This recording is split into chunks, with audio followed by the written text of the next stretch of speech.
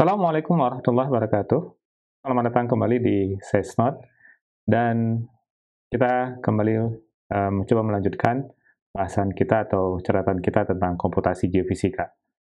Pada video ini, saya akan coba masuk ke modul yang kedua tentang pengantar Python dan ini merupakan video yang pertama dari modul kedua ini. Kita coba melihat tentang informasi umum tentang Python. Di modul yang pertama, sebelumnya kita sudah cerita tentang Python secara sekilas, dan rencana di modul yang kedua ini kita coba lebih dalam lagi tentang bahasa Python. Saya coba awali tentang sebuah prolog. Most engineers are not programmers, but problem solver. Jadi, bagi kita yang punya latar belakang teknik geofisika, kita harus yakin bahwa kita bukan seorang programmer, tetapi kita menggunakan perangkat komputasi untuk menyelesaikan permasalahan kita dalam bidang geofisika.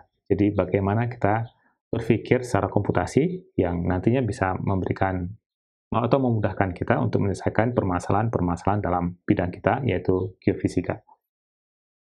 Dan catatan ini perlu digarisbawahi bahwa ini bukan sebuah tutorial Python, jadi saya membuat video ini bukan sebagai bagian dari video tutorial Python, sehingga saya tidak akan masuk terlalu jauh tentang beberapa penggunaan Python step by step, tapi saya mau coba untuk memberikan gambaran umum tentang Python yang nantinya kita aplikasikan dalam komputasi geofisika. Dan harapannya video ini atau catatan ini bisa memberikan gambaran awal kepada siapapun yang baru berinteraksi dengan Python. Dan tentunya pada prinsipnya, jika Anda sudah familiar dengan bahasa pemrograman yang lain, tentu akan bisa mengikuti dengan mudah dari bahasa Python yang coba kita diskusikan dalam catatan ini. Bagi Anda yang ingin belajar lebih jauh lagi tentang Python, Anda bisa masuk ke Google, kemudian Anda bisa search python.org, maka Anda akan menemukan banyak sekali informasi tentang Python di situ, mulai dari untuk download ya, di sini Anda bisa download, kemudian documentation dari Python, komunitas ya, banyak sekali informasi-informasi Python yang akan Anda temukan di webnya Python. Untuk proses instalasi, saya sangat merekomendasi untuk menggunakan Conda.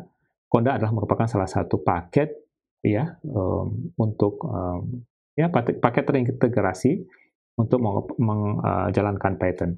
Tentunya Conda ini bisa di under Mac ya, seperti saya menggunakan Mac, Anda bisa menggunakan under Mac, under Linux, ataupun under Windows. Anda bisa masuk ke webnya Conda, Anda bisa search di Google webnya Conda dan akan mendapatkan beberapa informasi tentang Conda itu sendiri.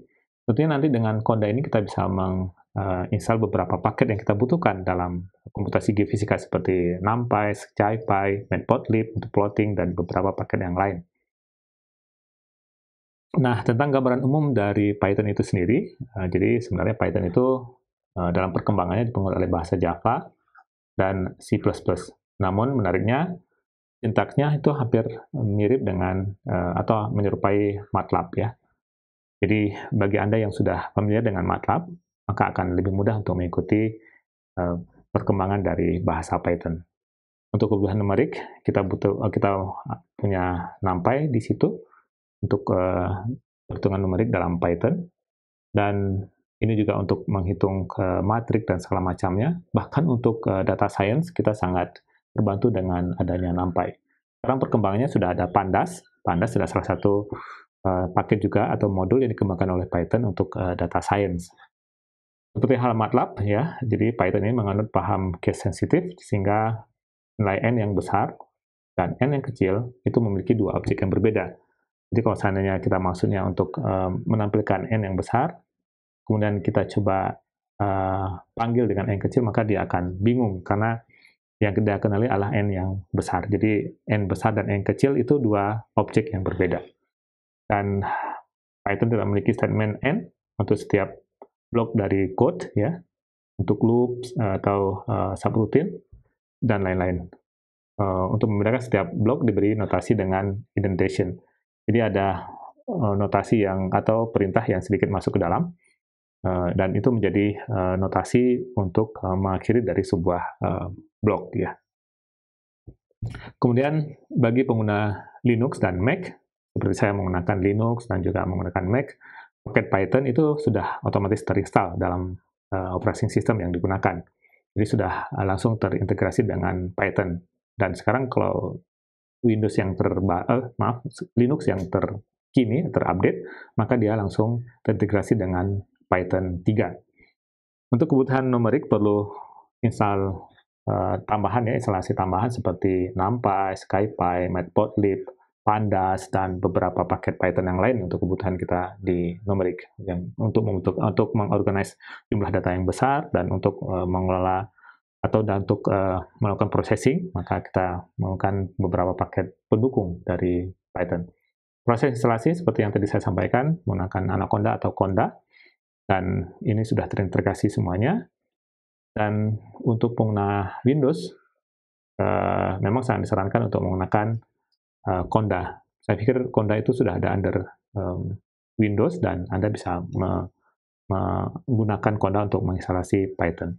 Ini bagian dari alternatif sebenarnya ya. Di samping itu banyak sekali kalau saya perhatikan paket-paket yang bisa memudahkan kita untuk menjalankan Python under Windows. Ini sebagai alternatif saja. Kenapa saya menunjukkan Conda? Karena saya sering menggunakan Conda, dan berdasarkan referensi atau literasi yang saya dapatkan, banyak yang dalam komunitas geofisika atau seismologi, mereka menyarankan untuk menggunakan Conda untuk proses instalasi Python. Selain Conda ada pip ya, PIP, itu juga bisa kita gunakan untuk menginstalasi Python dan paket-paket Python dalam Mac atau Linux. Dan juga mungkin saya pikir juga sama dengan Windows. Oke, dan terima kasih. Semoga bermanfaat, dan sampai bertemu pada video yang kedua di modul yang kedua. Assalamualaikum warahmatullahi wabarakatuh.